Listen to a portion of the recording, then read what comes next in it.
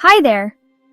Thaddeus Daniel Pierce was born in America on July 26, 2025, as the world's oldest embryo to newborn.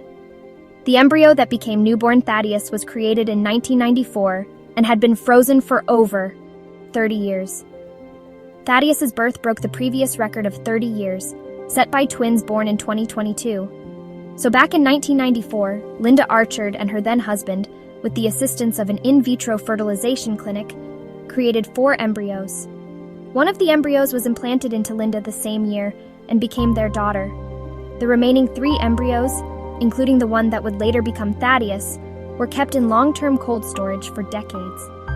After Archard and her husband divorced, she retained custody of the remaining 3 frozen embryos, but ultimately placed them up for embryo adoption through Nightlight Christian Adoptions.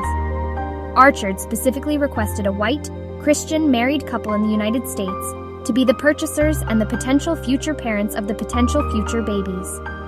The 3 embryos were purchased in 2024 by Lindsay Pierce, 35, and Tim Pierce, 34, who had been trying to conceive for 7 years. Nightlight Christian Adoptions shipped the frozen embryos to Rejoice Fertility, another Christian embryo facility. After thawing, one of the embryos wasn't viable for implantation, and so the remaining 2 were implanted into Lindsay, and of those, one successfully gestated into baby Thaddeus. Dr. John Gordon, the medical director at Rejoice Fertility, said that the selling of frozen embryos allows families to give life to embryos that would otherwise remain frozen indefinitely or be discarded. We have certain guiding principles, and they're coming from our faith, he said. Rejoice Fertility, in accordance with their Christian guidelines, focuses on implanting embryos into women who are married to men. They presumably don't do biological sex testing of prospective parents at the clinic, and instead rely on the honor system for that specific criterion. Lindsay described the previously frozen Thaddeus as so chill. The Pierces were toddlers when Thaddeus as an embryo was created, and Thaddeus's biological sister, who was created as an embryo at the same time as Thaddeus was created as an embryo, is now a mother.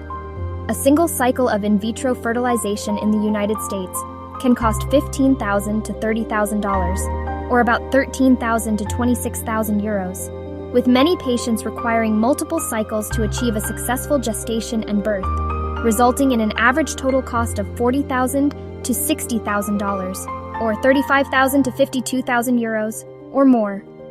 And as a side effect, globally, millions of embryos remain in long-term cold storage.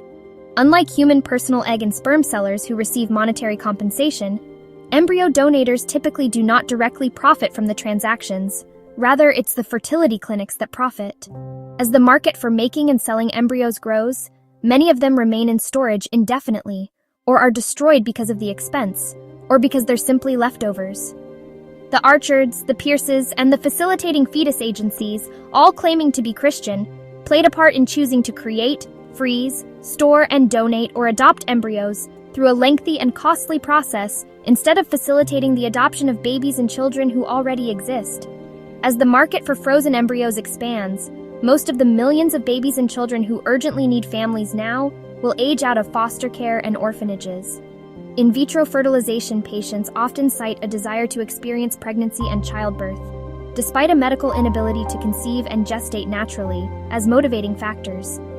This evolving reproductive technology has sparked ethical debate among theologians and bioethicists, and has fostered hypocrisy and cognitive dissonance in religious groups that simultaneously advocate for adoption and oppose abortion and embryo destruction.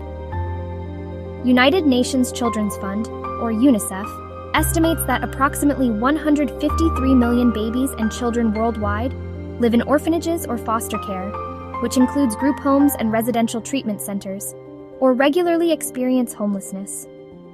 The actual number is understood to be much higher, but not officially tallied because of the difficulty in counting homeless babies and children. So, in keeping with the Christian theme, what would Jesus of Nazareth do if he came back, like he allegedly said he would, and decided he wanted a baby?